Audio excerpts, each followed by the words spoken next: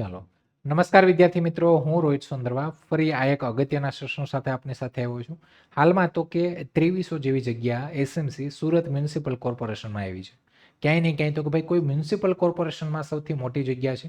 આ 2300 જગ્યામાં અલગ અલગ 45 જેવા કેડર છે અને આ 45 કેડરમાં તો કે એક સુપરવાઇઝર જે કોમ્પ્યુટર રિલેટેડ એક પોસ્ટ છે એની આપણે અહીંયા વાત કરવાની છે.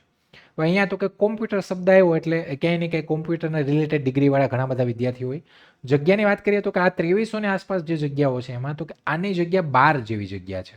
તમે જો સુરતની આસપાસ અથવા સુરતમાં રહેતા હોય, આસપાસ રહેતા હોય તો તમારા માટે એક સારામાં સારી તક છે. અને જે લોકો તો કે ભાઈ ક્યાંય ને ક્યાંય એક ગવર્મેન્ટ એટલે કે એક પરમેનન્ટ જોબ લઈને પરમેનન્ટ જોબ માટે તો કે ભાઈ પ્રયાસ કરતા હોય તો કંઈ ના મળે એના માટે તો કે એના માટે આ એક વસ્તુ અત્યારે તમે ખાલી ટેકાવી દો, પછી બીજી તો તૈયારી છે જ આપણી પાસે, તો એ પણ છે. તો આપણે અહીંયા એ જ વાત કરવાની છે કે ભાઈ આ જે પોસ્ટ છે એમાં ક્વોલિફિકેશન શું રહેશે, ફોર્મ ભરવું હોય તો કઈ રીતના થશે, બધી વાત આપણે અહીંયા કરવાની છે.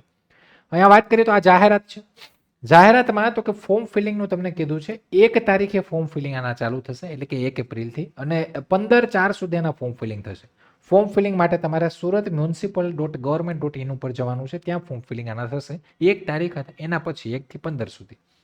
હવે અહીંયા વાત કરીએ તો કે કોમ્પ્યુટર સુપરવાઇઝર, તો અહીંયા જો લાસ્ટમાં છે 17 નંબરની આ પોસ્ટ છે. ટોટલ 45માં 17 ઉપર 12 જગ્યાઓ છે, જેમાં 1 જગ્યા અનુસૂચિત જાતિ પુરુષ ઉમેદવારો, 1 જગ્યા અનુસૂચિત જનજાતિ પુરુષ ઉમેદવારો, 2 જગ્યા તો કે ઓબીસી પુરુષ ઉમેદવારો, સાથે સાથે તો કે અનામત એટલે કે બિન અનામત જનરલ કેટેગરીમાં તો કે પુરુષ ઉમેદવારોની 5 અને મહિલા ઉમેદવારોની 2. ઈડબ્લ્યુએસમાં કોઈ જગ્યા નથી. ટોટલ 12 જગ્યાઓ છે. વાત કરીએ તો કે આ 17 નંબરમાં કોઈ દિવ્યાંગ માટે તો કે હા, દિવ્યાંગ માટે અહીંયા 8 નંબર ઉપર જો દિવ્યાંગ માટે આમાં તો કે આ 12 જગ્યામાં 1 જગ્યા છે એલોટ કરેલી છે એટલે કે દિવ્યાંગ લોકો અહીંયા ફોર્મ ભરી શકશે. આગળ વાત કરીએ, આ બધી નોર્મલ સૂચના છે. હવે આ જાહેરાતમાં તો કે ક્યાંય પરીક્ષા કઈ ટાઈપની હશે, એક વખત એટલે કે મીન્સ પ્રિલિમ મેન્સ હશે, ઇન્ટરવ્યુ હશે, શું હશે, કઈ રીતના હશે, એ બધું આપ્યું નથી. એ વખતો વખત એટલે કે વેબસાઇટ ઉપર પછી આવશે, તો એ પછીની વાત છે. સાથે આ સૂચનાઓમાં હું તો કે ભાઈ કોઈ પણ જે છે એ બધું છેલ્લો નિર્ણય એસએમસીનો રહે. તમારે તો કે મોબાઈલ નંબર, ઈમેલ આઈડી ચાલુ હોય એ આપવાના. તમે જો કોમ્પ્યુટરનો કોર્સ કરેલો હોય તો અહીંયા કોમ્પ્યુટર રિલેટેડ છે એટલે આપણે કોમ્પ્યુટર કર્યું જ હશે. સાથે વાત કરીએ તો કે તમારા બધા ડોક્યુમેન્ટ, કાસ્ટ સર્ટિફિકેટ છે, તમારી પાસે ઓબીસી કે નોન ક્રિમિલિયર જે પણ કઈ વસ્તુ છે બધું બરાબર હોવું જોઈએ. એક્સપિરિયન્સ જો અહીંયા માંગ્યો હોય તો એક્સપિરિયન્સ સર્ટિફિકેટ એ કમ્પ્લીટ હોવું જોઈએ. સાથે તમે ક્યાંય બીજે ક્યાંય નોકરી કરતા હોય તો એનું એનઓસી તમારે આપવું પડશે. એવા બધા નિયમો છે એટલે કે બેઝિક જે આપણે બીજી જગ્યાએ ફોર્મ ભરીએ એ બધી વસ્તુ છે. તો ભાઈ તમને આ મળી જ ગયા છે. પ્રોપર એક વખત આપણે એ વાંચી લેવાનું. હજી 1 તારીખ ફોર્મ ભરવાને ઘણો ટાઈમ છે. તો આ બધી વસ્તુ મેન હવે ઉપયોગી શું તો કે અહીંયા જે સુપરવાઇઝર કોમ્પ્યુટરમાં 1 જગ્યા દિવ્યાંગ માટે છે. તો દિવ્યાંગમાં કોણ ફોર્મ ભરી શકે? તો તમે જો આ કેટેગરીમાં દિવ્યાંગ સર્ટિફિકેટ ધરાવતા હોય તો તમે ફોર્મ ફિલિંગ કરી શકશો. વાત કરીએ હવે તો કે મેન હવે વસ્તુ એવી કે ફોર્મ તો ભરવું છે પણ સાહેબ ડિગ્રી કઈ જોઈએ? તો ડિપ્લોમા કોમ્પ્યુટર અથવા ડિપ્લોમા ઇલેક્ટ્રોનિક્સ એન્ડ કોમ્યુનિકેશન અથવા ડિપ્લોમા ઇલેક્ટ્રોનિક્સ અથવા ડિપ્લોમા ઇન્ફોર્મેશન ટેકનોલોજી અને તે પાસ કર્યા બાદ નેટવર્કિંગને લગતો 3 વર્ષનો અનુભવ હોવો જોઈએ. તો અહીંયા અનુભવ માંગ્યો છે જો.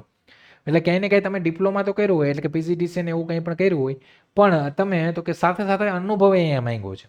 અનુભવ 3 વર્ષનો છે એટલે ઘણા ગેઠા અહીંયા અમુક ઘણા બધા ઓછા અહીંયા ફ્લો એક તૂટી જાય. પણ જે લોકોને અનુભવ છે, ડિગ્રી છે, એના માટે તો ભાઈ એક સારી તક છે.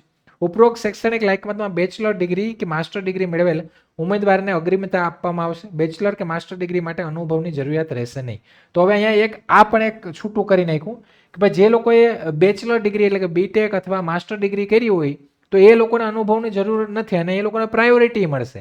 એટલે કે તો પછી તો કે તો આ લોકો માની લો કે આ બેએ ફોર્મ ભર્યું તો પહેલી પ્રાયોરિટી આને મળે. તો એનો મતલબ અહીંયા હતો કે જે લોકો બેચલર અને માસ્ટર ડિગ્રી છે કોમ્પ્યુટરમાં તો એના માટે તો બેસ્ટ છે, એના માટે તો સારું છે. ક્યાંય ને ક્યાંય આ લોકોને ભાઈ થોડું પેલું છે પણ હવે આ લોકોએ કર્યું છે આવું. ઉંમર તમારી 33 વર્ષથી વધુ ન હોવી જોઈએ. સુરત મહાનગરપાલિકામાં કામ કરતા કર્મચારીને આ વયમર્યાદા લાગુ પડશે નહીં. તો ગુજરાતીમાં લખ્યું છે. તાલીમ પ્રથમ 3 વર્ષ માટે તમારો 18,500 ફિક્સ પગાર રહેશે, પછી તમે ફૂલમાં આવશો. ક્યાંય ને ક્યાંય 3 વર્ષ સુધી તમારે ફિક્સમાં કામ કરવું પડશે. પછી 5500 થી 9000, પે બેન્ડ 300 થી 34800 અને ગ્રેડ પે 4400 લાગશે અને પછી તમે 39,900 થી 126,600 ના પેમાં આવી જશો. લેવલ તમારું 7 થી એટલે તમે પછી ફૂલ પગારમાં આવશો. ક્યાંય ને ક્યાંય તમારી સેલેરી સારી થઈ જશે. આગળ જે વયમર્યાદા એટલે કે ઉપરની વયમર્યાદા 33, અને એ વયમર્યાદા હતો 15/4/26 રોજ ધ્યાનમાં લેવામાં આવશે. હવે અહીંયા કંઈ ક્લેરિફાય નથી કર્યું કે ભાઈ રિઝર્વ કેટેગરીને છૂટછાટ મળશે કે નહીં, તો એ ક્લેરિફાય નથી કર્યું. ફૂલ જ્યારે ફોર્મ ભરવાનું થાય ત્યારે આપણે એ ખબર પડી હશે. બાકી તો કે વધુમાં વધુ તમારી 45 વર્ષનો અહીંયા છે જો કે ભાઈ જે લોકોને રિઝર્વ કેટેગરીને છૂટછાટ મળે એને મેક્સિમમ 45 વર્ષ સુધી રહી. બાકી બીજા બધા નિયમો તમારે લાગુ પડશે, તમે લાગી આવો એટલે તમારે નિયમોનું પાલન કરવું પડશે. તો આ કરશું અમે. ફોર્મ ભરવા માટે તો કે ફોર્મ ભરવા માટે તમારે સુરત municipal.government.in સાઇટ ઉપર 1/4 થી 15/4 ફોર્મ ભરવાનું છે. પહેલાં યુઝર રજિસ્ટ્રેશન કરી અને તમારે ત્યાં ફોર્મ ફિલિંગ કરવાનું રહેશે. જો કે હજી ફોર્મ ફિલિંગ ચાલુ નથી થયા. જ્યારે ચાલુ થશે ત્યારે આપણે ફોર્મ ફિલિંગનો ડેમો પણ લઈને આવશું અહીંયા. કોઈ પણ ઇન્ક્વાયરી એટલે કે આ પોસ્ટને લગતી અથવા આ માહિતીને લગતી અથવા આ ભરતીને લગતી અથવા કોઈ બીજી કોઈ ભરતીને લગતી કોઈ પણ તમારી ઇન્ક્વાયરી કંઈ પણ તૈયારી લગતી તમારે માહિતી જોતી હોય તો આ હેલ્પલાઇન નંબર છે એની ઉપર કોલ કરી શકો. સાથે કોમેન્ટ બોક્સ પણ આપણું ઇનેબલ છે, ત્યાં તમે કોમેન્ટ કરીને પણ તમે માહિતી કોમેન્ટ કરી દેજો એટલે આપણે એને રિલેટેડ વિડીયો લઈને આવશું.